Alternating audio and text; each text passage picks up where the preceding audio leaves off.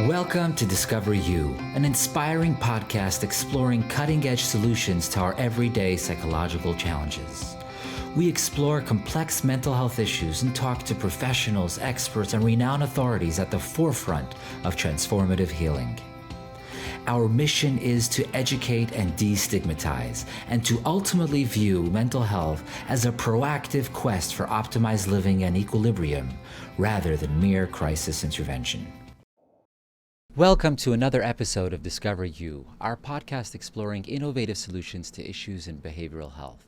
I'm J.D. Kalmenson, CEO of Montare Behavioral Health, a family of dynamic mental health treatment centers in Southern California. I am so honored and excited to introduce you to our wonderful guest today, Dr. Anna Lembke. Dr. Lembke is professor of psychiatry at Stanford University School of Medicine and chief of the Stanford Addiction Medicine Dual Diagnosis Clinic. A clinician, scholar, she has published more than 100 peer-reviewed papers, book chapters, and commentaries.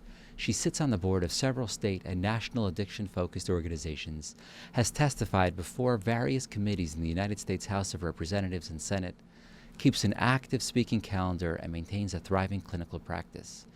In 2016, she published Drug Dealer, MD, How Doctors Were Duped, Patients Got Hooked, and Why It's So Hard to Stop, which was highlighted in the New York Times as one of the top 5 books to read in understanding the opioid epidemic. Dr. Lembke recently appeared in the Netflix documentary The Social Dilemma, an unvarnished look at the impact of social media on our lives. Her most recent book, Dopamine Nation, Finding Balance in the Age of Indulgence, an instant New York Times bestseller, explores how to moderate compulsive overconsumption in a dopamine overloaded world. Welcome, Anna. So happy to have you with us today, and thank you for taking the time to talk with us about your compelling work exploring the dynamics of pleasure-seeking, pain avoidance, and addictive patterns in our modern times. I just want to say that at Montare and Renewal, we've been treating addiction at Renewal Health Group for almost 7 years, and your book, Dopamine Nation, which I have right here in front of me. It's a must-read, and we are going to, at our organization, make this mandatory reading for our clinicians because it really just lends a degree of sophistication and nuance to this really powerful life and death genre of behavioral health addiction. So first of all, thank you for this incredible contribution to the field. There hasn't been a whole bunch of innovation in the addiction space in the last several decades. So this I really hopefully will make an impact and a dent on the sort of dismal success rates in the field. Well, thank you. I'm very honored to be here. I'm honored that you read the book. I'm humbled by your reaction. Thank you. It means a lot to me. I've been treating addiction for more than 20 years, and the reason for writing the book was to help people, and so it's a very gratifying to think that I might have accomplished that in some small way. Yes, it's such a baffling topic.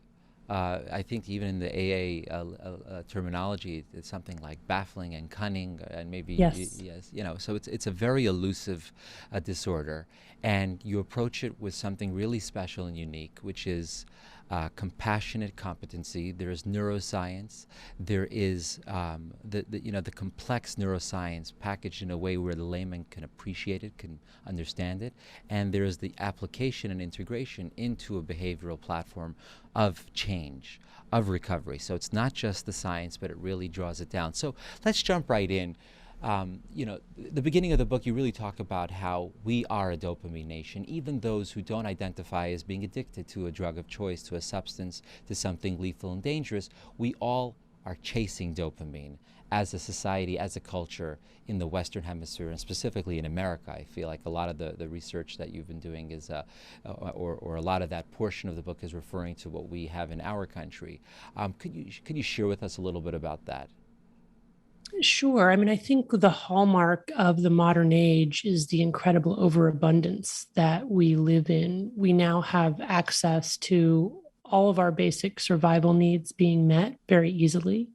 We have more disposable income and more leisure time than at any point in human history. And we have this ever expanding quantity and variety of highly reinforcing drugs and behaviors And when I talk about drugs, I'm not just talking about things we ingest. I'm talking about things that we do: shopping, gambling, gaming, sex, pornography.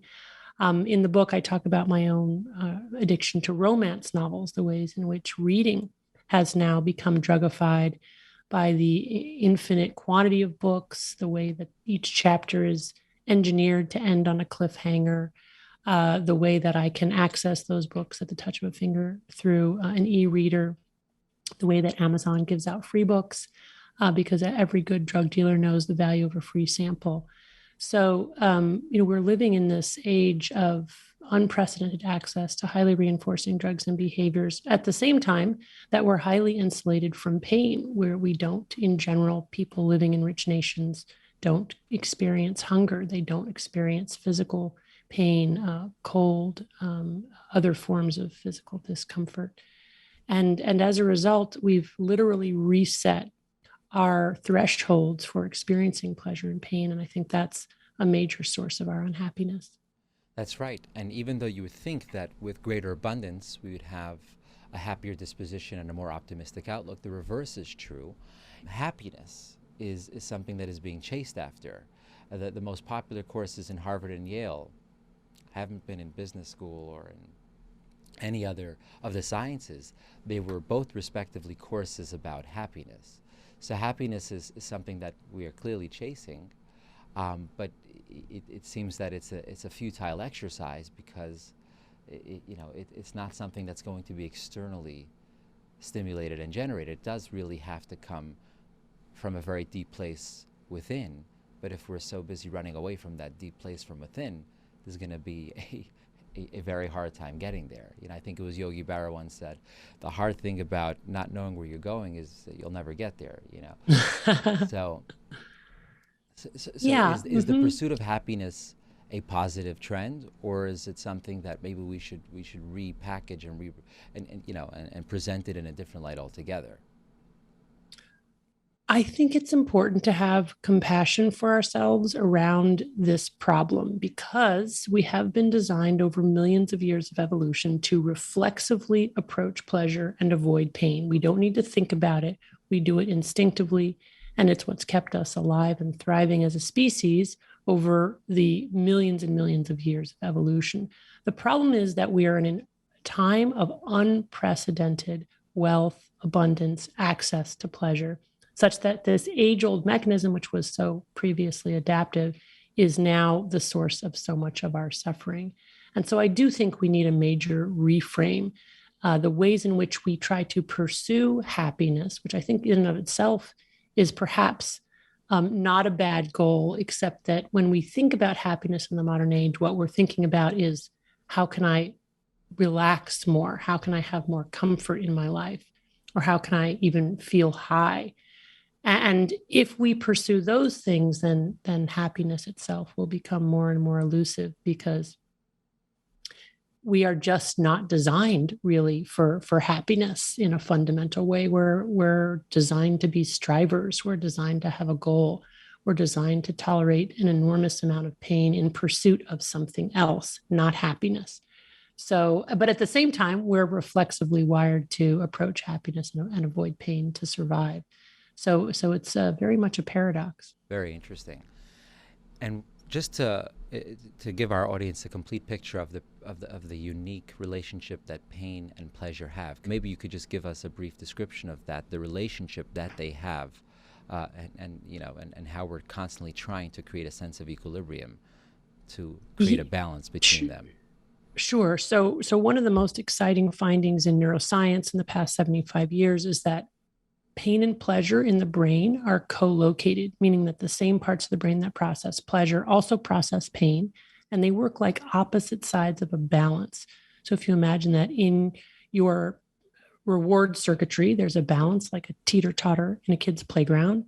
When we experience pleasure, the balance tips one way. When we experience pain, it tips the other. But there are certain rules governing this balance. Rule number one, the balance wants to remain level. And with any deviation from neutrality, our brains will work very hard to restore a level balance, or what neuroscientists call homeostasis. And the way the brain does that is first by tilting an equal and opposite amount to whatever the initial stimulus was. So for example, I eat a piece of chocolate, I get the release of dopamine, our reward neurotransmitter, in the specific reward circuit in my brain, and my balance tilts to the side of pleasure. But no sooner has that happened than my brain adapts by downregulating my dopamine transmission, not just to baseline dopamine levels of firing, but actually below baseline. This is called neuroadaptation. And I like to imagine that as these little neuroadaptation gremlins hopping on the pain side of the balance to bring it level again.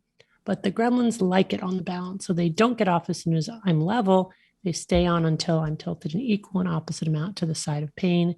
That's the come down, the hangover, the after effect. That might just be that moment of wanting a second piece of chocolate right as I'm finishing the first, or that moment of wanting to watch one more TikTok video, even before that first TikTok video has run out. It's the gremlins on the pain side of the balance, the downregulation of dopamine.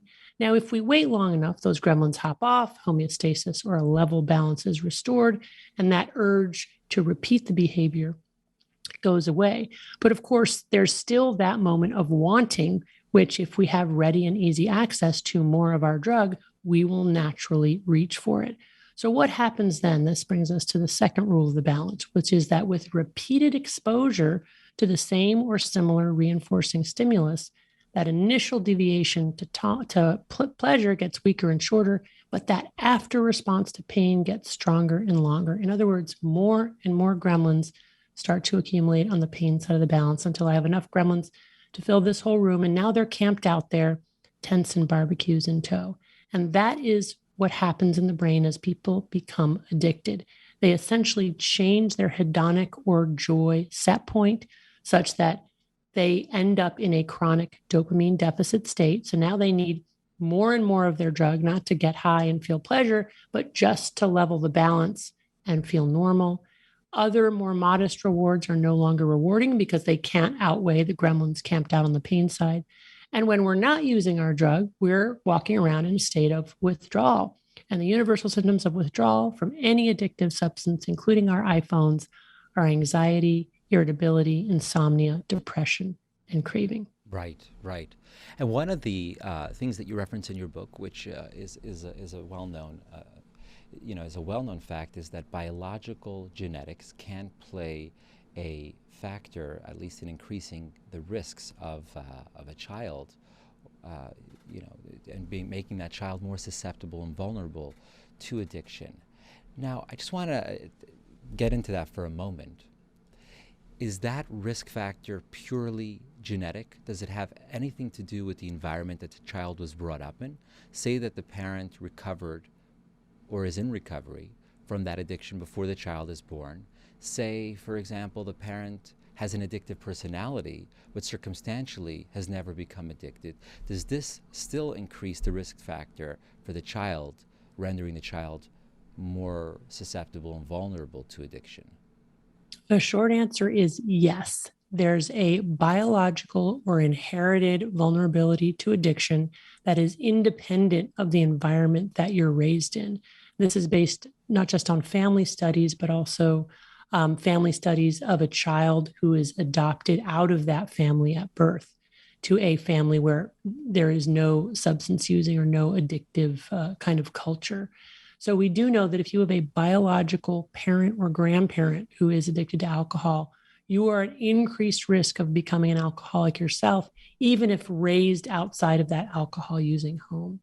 It is certainly a polygenetic vulnerability. It's not going to be one gene. It probably involves the trait of impulsivity, that is difficulty putting a pause button between the thought or desire to do something and actually doing it. It's probably related on some level to emotion dysregulation, inability to delay gratification.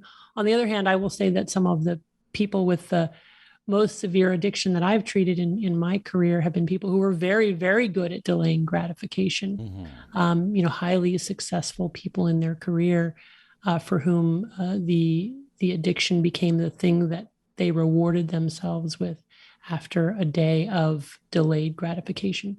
But in general, it's a complex polygenic phenomenon, and it is distinct from the environment that you're raised in. Fascinating. Does it last more than one generation? Probably. And this is from animal studies looking at epigenetics as well, the ways in which, non-inherited base pairs can change over the course of a lifetime and then be inherited in the offspring. So that's why, the multi-generational facet is important. Wow. And so essentially, the individual might be born at a disadvantage and really has nothing to do with their willpower, their discipline, their values, or any of their, upbringing. That's exactly right, which is why I think of people in recovery from severe addictions living in the world today as modern day prophets for the rest of us. Because if people with that innate genetic vulnerability to addiction can navigate this crazy world that we're living in now, they really have acquired a massive amount of wisdom that they can share with those of us who are not necessarily genetically vulnerable to this problem. But of course, now we've all become vulnerable because of the environment. Very interesting. And when you talk about a father being an alcoholic, increasing the likelihood of the risk factor for a child becoming an alcoholic, are you specifically referring to a specific DOC, drug of choice, like alcohol or opioids, or is it just addiction in general? And if a father is an alcoholic, the child can end up being a gambler or, addicted to any other illicit substance? So the data that we have is most robust for alcohol addiction. We don't have as much data on other addictions, but in general, when people are vulnerable to the problem of addiction, there's usually the vulnerability is to multiple drugs. It's the behavior itself, the addictive nature of the attachment that tends to be, at the core. On the other hand, there is this concept of drug of choice, which is to say what releases a lot of dopamine in one person's brain may not necessarily release a lot of dopamine in another person's brain. For example, I myself thought I was relatively immune to the problem of addiction. Alcohol gives me a headache, caffeine doesn't wake me up. So I thought, I just don't have that addiction gene. The truth is I just hadn't yet encountered my drug of choice, which turned out to be a socially sanctioned form of pornography for women. That is to say, romance novels and erotica. So it was very strange for me in midlife to find myself falling into this kind of addiction when I had thought that I didn't have the addiction gene.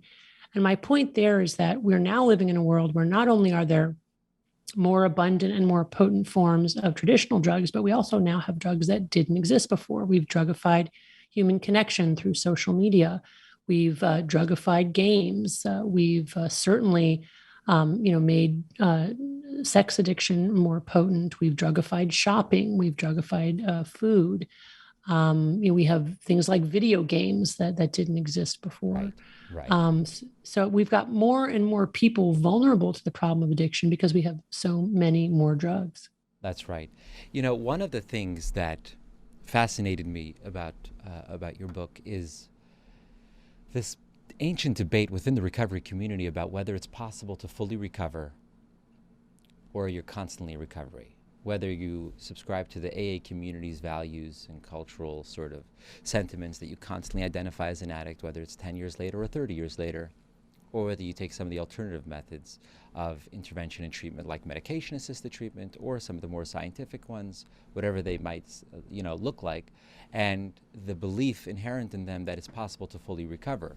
What very often happens, in my experience, is somebody will relapse and then they lose faith in the system, or they somehow allow the relapse to paint and taint all their initiatives and all the hard work that they did, and cast a degree of insincerity and say, I'll never get this right because, look, I tried so hard and obviously it didn't work. So knowing the neuroscience behind it and how it might have just been a certain circumstance that came up at a later point in time that led to a dopamine deficit really helps them restore the faith, not just their faith in the recovery process, but in themselves.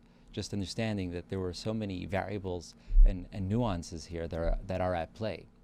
Yeah, I think it's really important to acknowledge that addiction is a chronic relapsing and remitting disease. Some people will relapse a lot. Other people will get into recovery and stay in recovery the rest of their lives. That's true for many different types of diseases, from cancer to heart disease to diabetes, right? So it's important to acknowledge the individual differences, the chronic nature of it. but also to be open to different goals for different people, that abstinence may be the necessary goal for some people with addiction, but others might be able to go back to using their drug of choice after a period of abstinence and use that drug in moderation. And that's very, that's not consistent with AA philosophy. That whole concept of moderation is very new, but I think very important to talk about and think about, in part because we have data showing that some people who have met criteria for alcohol addiction can and have gone back to using alcohol in moderation. It's not a large subset. And of course, for the most severely addicted, abstinence will be the only path. But we need to talk about moderation because we're dealing now with addiction to drugs like addiction to technology that we can't just simply eliminate from our lives. People are not going to be able to put the technology genie back into the bottle. So we have to learn and think about how to moderate our technology consumption, how to live in a healthy way with this technology. Abstinence is not really an option. I also really agree with you that it's so important to recognize what's happening in the brain, as people both become addicted, but also as they get into recovery. And my colleague here at Stanford, Edie Sullivan, has done some really important work showing that in recovery, what happens is that new neural networks are created that reroute around the damaged areas. The implications for this are many. Number one, it means that some of that damage is permanent, and that for our entire lives, then we potentially remain vulnerable to relapse from our drug of choice because of the latent permanent changes in the brain as a result of our addiction.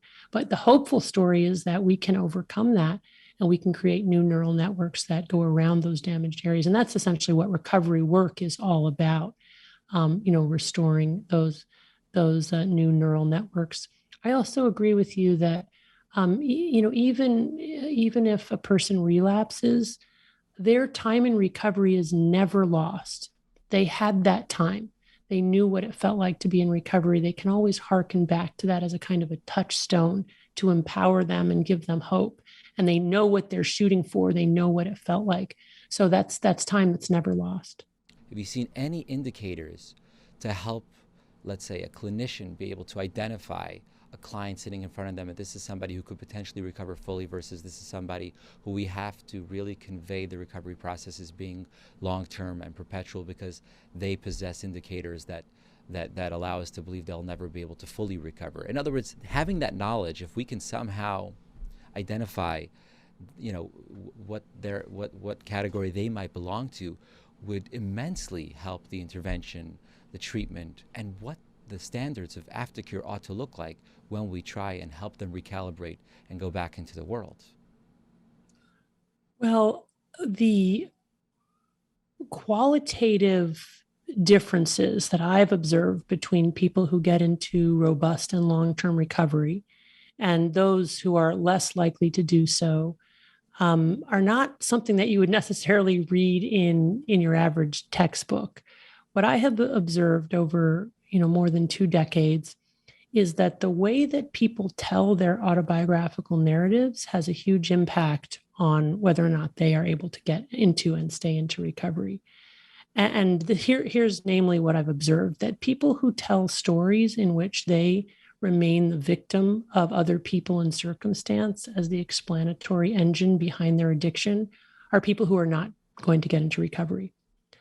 Whereas people who begin to tell a story that adheres more to objective reality, including the ways that they've contributed to the problems in their lives, those are people who I'm very optimistic about in terms of their ability to get into and stay in recovery. And of course, the corollary to that is telling the truth or being honest. What I've learned from my patients who are in a good and sustained recovery is that they can't lie about anything. They, of course, can't lie about their drug use, but they also can't lie about other little things that most of us lie about. So the average adult tells 1 to 2 lies per day. We tend to tell lies that we hardly notice or recognize, that just sort of cover up our laziness, our selfishness, or our character flaws. But people with addiction have learned that they can't do that because once they do that, they will get into the lying habit. And once they're in the lying habit, they're very likely to relapse. And so I think that's fascinating, and it works on many different levels. And I've tried to incorporate it in my own life and in my parenting, this kind of radical honesty, telling the truth about all things, even when it hurts, or especially when it hurts, Right. as a way to live a better life and also to better regulate our consumption, to be in recovery ourselves, in a world that's constantly tempting us to overconsume. Yeah, and it makes so much sense. Honesty is really the antithesis to compartmentalization, which is what the addict thrives on. There's a story about a couple who comes to the marriage counselor seeking a divorce, and the marriage counselor says, "What's the issue?" And after conversing with them for a half hour, discovers that the husband is just too honest. She'll say, "How was dinner?" He says, "Well, yeah, it was." They're getting ready to go to a wedding, and she just, spent a half hour getting dressed in makeup, and she'll be like, "How do I look?" "You've looked better." So I guess that's the only area where honesty might,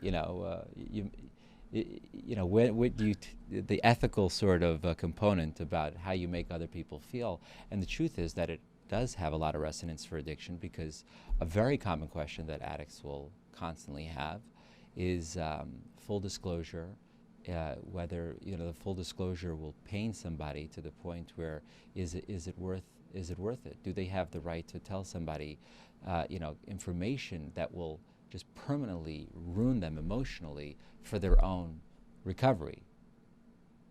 Yeah, so you make a good point.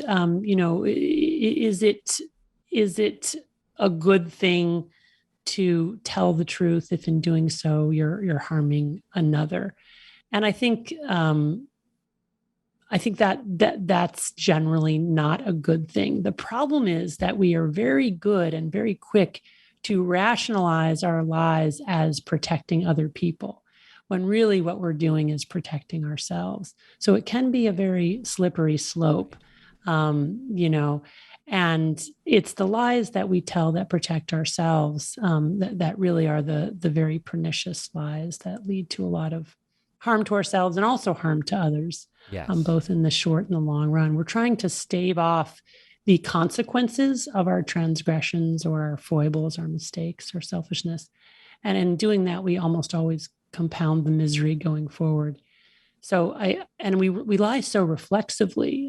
It's really fascinating. I mean, if you wake up and say, "I'm not going to tell a single lie today, not about anything," I mean, I think what I find is that it's quite difficult. I may be a few minutes late for a meeting, and I just would like to say that there was a lot of traffic, when in fact I just wanted a few more minutes to read the paper and drink my coffee. Right. Or I might come home and tell a story about how I was waiting for somebody else, and I was really only waiting about 3 minutes. But in the story, I'm waiting 10 minutes. Why? Because that's a much more exciting story. And, it makes the burden on me seem much greater than if I had just impatiently been waiting 3 minutes. So it's all these little fudgings. And, I grew up in a home where, the adults in my home had a lot of difficulty telling the difference between what really happened and their version of events. In other words, we become such prolific and proficient liars that we come to believe our massaged version of reality. Right. And so I think it's worth it to, individually and collectively, to be vigilant. Now, is there a role for stories? Of course, we need stories. And my kids get on my case all the time because I'll tell a story and I'll naturally dramatize it because it's sort of more interesting. Whereas my husband, who's sort of alexithymic and deadpan, will recite the facts in something that's not interesting at all to listen to. He has no sense of a narrative arc. So, we need drama and we need excitement and we need stories, and stories have lessons. But I think it's, especially in this day and age of social media, fake news, where we have politicians and world leaders who seem to, continually misrepresent the truth. Yes. I think we have to be a little more vigilant even than we have been perhaps in previous generations. And it's true. I think if we as individuals and as communities begin to elevate our standards of truth-telling, and I think that it's the exaggerations which are more dangerous than the lies, because the lies can be exposed, but the exaggerations, you just fail to recognize, the dishonesty inherent within it. But if we elevate our own standards, then, we will demand that from our politicians. But the politicians sort of mirror what goes on in society in a way, because they can get away with it. I want to just ask you a specific question about medication-assisted treatment, which is for those of our listeners who are not aware of it, it's really the sustained use of a regulated form. And obviously, Anna, you can describe it better than I will, but it's, whether it's Suboxone or whether it's methadone, it's the drug allowing some form of the dopamine release to occur in a much more regulated way without necessarily the high of it. But I guess what's troubling me with that entire process, and that's becoming more and more popular, insurance companies are in fact mandating that you offer this as an option to your clients. And this is at great odds with the AA sort of philosophy, the pure AA philosophy. But like everything, even within the AA community, there's an increasing sort of receptiveness and openness to the medication-assisted treatment objective and agenda. So first and foremost, I'd love to just get your take on where and when do you feel that medication-assisted treatment is the most appropriate path and strategy, and where would you say total abstinence is the route to go? So basically what we're talking about here is specifically opioid agonist therapy. These are opioids that are used to treat opioid addiction or opioid use disorder. And there are two of them. One of them is methadone, and the other one is buprenorphine, commonly referred to as Suboxone. These are both opioids. They are FDA-approved medications for opioid addiction.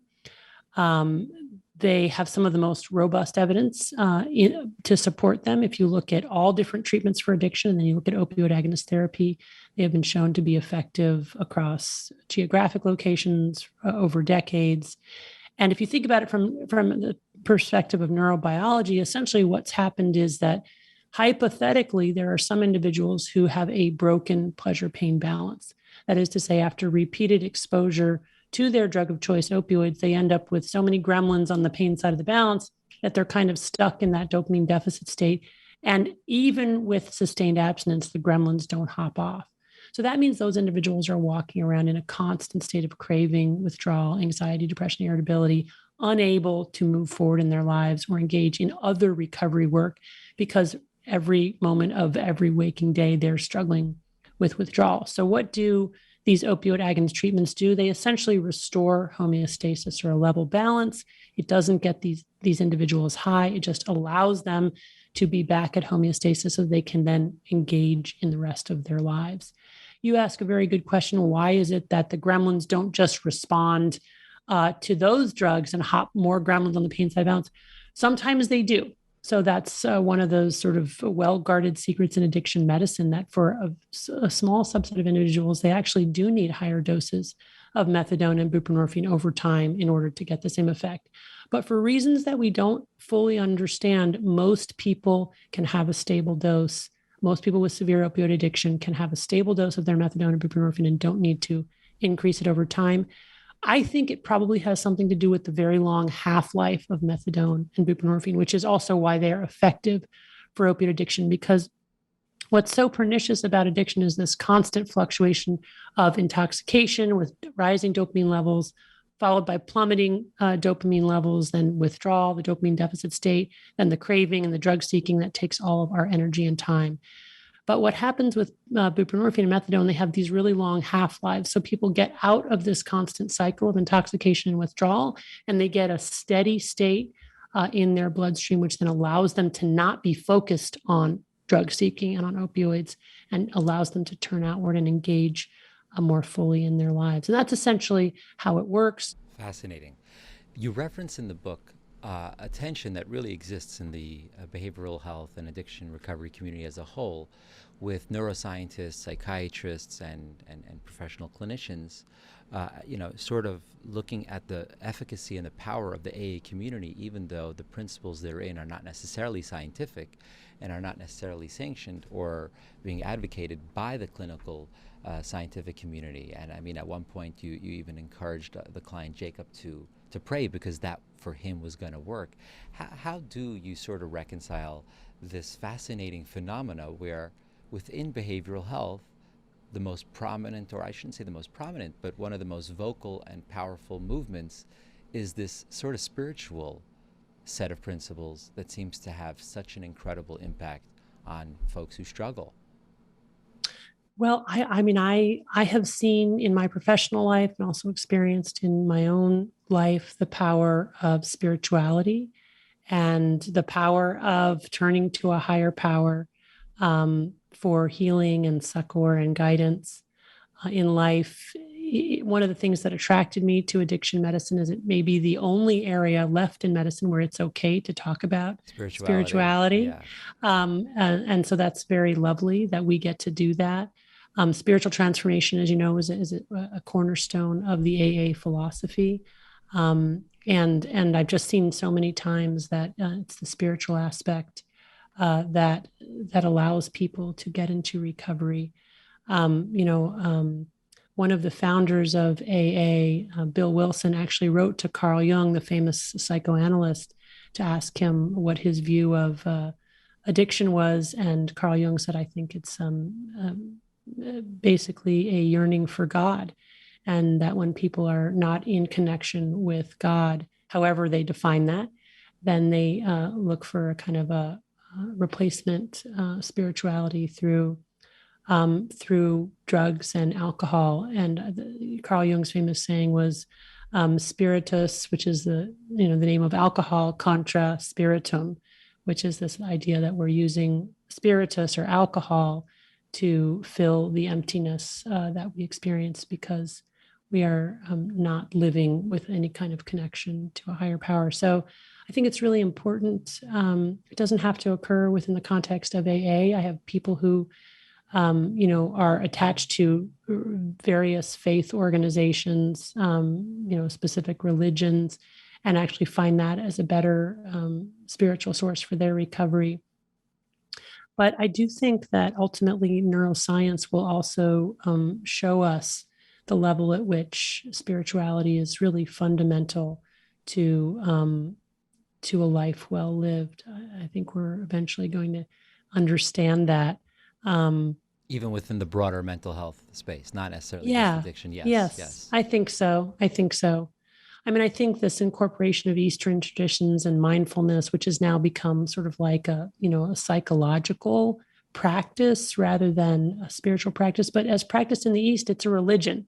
Right. And so it's interesting how we've sort of adopted it and fit it to be sort of a-religious or somewhat, let's say scientific, or, to fit our comfort level in our, growing secularization. But, and that's important. We have to make these things fit the age in which we live. Correct. But there's no doubt to me, though, that that this is a key piece, not just to recovery, but to meaning and purpose and well-being. No, I mean that we've actually developed a spirituality assessment even in our primary mental health facilities, and part of what we're trying to do there, it's fascinating. It's even folks who will come in and openly acknowledge that they're atheist or that they don't subscribe to any sort of spiritual values. After taking the assessment, they invariably say things like, wow, I never really thought of it like that, because some of the questions are, for example, what would you like to be remembered at your funeral? And all of a sudden they're taking a bird's eye view of their entire life, and that elevated prism allows them to see past the temporal hedonistic here and now. I mean, you even reference something like that in the book, where you're telling somebody, you think about your future and use that as a motivation to help you cut through the emotional fog and see the present for what it is, and muster up the courage and the motivation to want to engage in some type of abstinence. Talking about, Carl Jung and addiction being a yearning to get closer to God, you really see this in the recovery community as a whole. The type of selflessness and acts of service that they will, on a long-term basis, be engaged in is something really unparalleled in any other segment of society. And it's no surprise, these are people who, it seems, have a deep sort of perpetual need to engage in meaning and purpose. Would you say that that's the case in all of in all of the addiction population, or definitely a significant portion of it? I do think that if we think temperamentally, a lot of the patients that I've encountered over the years who become profoundly addicted. They are seekers. They are people who, from very early on, experience, a kind of so let's say a yearning and a wanting to find answers to these larger existential questions. Yeah. What happens really so often is, we say this a lot in the treatment space, is people, they're in their head. And what it means that they're in their head is that there's sort of this emotional fog throughout the entire process. Even as I was telling you earlier, to look at a relapse and say that I'm going to lose faith in the whole process is a lack of mindfulness. They're not really seeing the entire context and picture of what's going on. But that mindfulness, the ability to sort of be a third party for your own life. So, that is something that is really not holistic. It's clinical. Do you see the effects of that in the brain? Interesting. So mindfulness meditation has been shown to increase dopamine levels, as has prayer. So these are potential alternative healthy sources of dopamine to counteract the dopamine deficit state that people experience in withdrawal and early recovery. That's incredible.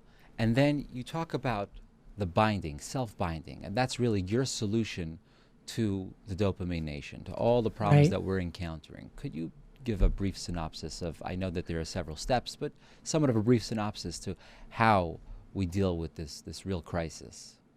Yeah. So, self-binding acknowledges that we're living in a dopamine overloaded world where we're constantly being tempted to consume, and also acknowledges that willpower is a limited human resource, that our willpower, taxes our brain muscle and eventually runs out.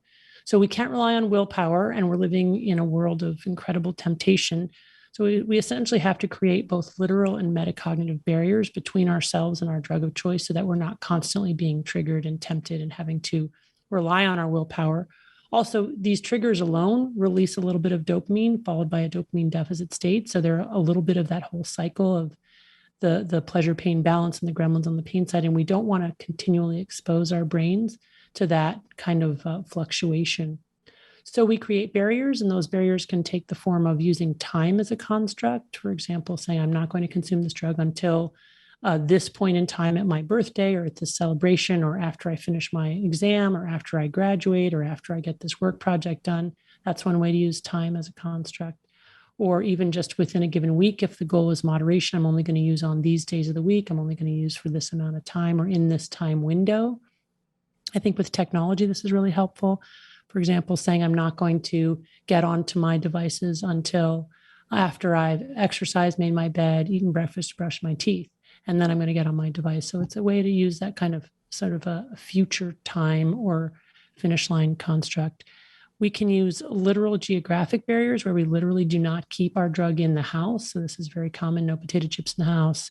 Going to a hotel and calling the hotel in advance saying, please remove the minibar, please remove the television. Disconnecting Wi-Fi from our house at certain times. So literal barriers between ourselves and our drug of choice. And then there are categorical barriers. This is where we have sort of subcategories. So for example, a patient of mine who got addicted to video games, after a period of abstinence when he was doing much better, he wanted to try to go back to using in moderation. But he knew, for example, that he could never play League of Legends, because that was a category of video game that once he started, it was very difficult for him to stop. So he had two categories. He said no League of Legends and no playing with strangers. I'm only going to play with my friends, because that way it will strengthen social bonds and serve another purpose. So these are the types of barriers we need to put in place in order to be able to navigate the modern ecosystem. It's counterintuitive, and it's really sort of a principled critique on today's society and today's culture, in which the idea that is so pervasive is, if it feels natural, then it must be right. And what self-binding is saying is, you can curb what you naturally want, and that's actually a good thing for you. The idea of white-knuckling for a while, the idea of creating an inorganic, so to speak, a non-natural solution, and that being a true solution, an authentic method of dealing with the problem, is counterintuitive. And that's why it's so important to be that voice, to say that self-binding can be your solution. It could be as technical as that. It doesn't have to be, it's never going to be you wake up one morning and gone. That's right. You have no desire. Yeah, that's right. And what I tell my patients since early recovery is, for the time being, you can't trust your brain. So we have this idea that, go with the flow, or go with your feelings. I tell them, your feelings will not guide you to the right place. You have to do contrary to your feelings. You have an urge to do something, do the opposite. And that's again, very counterintuitive, but the right way. If there's one thing you can change in society, what would it be? I would create a lot more limits on internet access. Mm-hmm. I think there should be etiquette, cultural etiquette, also rules and laws, so that we have some internet-free spaces so people can be more fully present in the moment and reconnect with each other. That's amazing. That's so special. I want to really thank you for sharing your expertise and time with us, Anna. It was so inspiring to talk with you. Thank you for joining the podcast today. Thank you. It was my pleasure. Thank you for having me. Of course. And thank you, audience, for joining us, too. If you haven't read Dr. Lembke's most recent book, Dopamine Nation, I highly recommend it. So accessible and filled with vivid stories that will really bring to life the challenges of living in today's society. I hope you enjoyed today's episode of Discover You as much as I did. At Montare, we want you to know that you're not alone on your journey, and you could always find out about our innovative treatment programs at montarebh.com, and you can listen to our podcast on iTunes, Spotify, or wherever you get your podcasts. Wishing all of you radiant health and a safe and fulfilling day.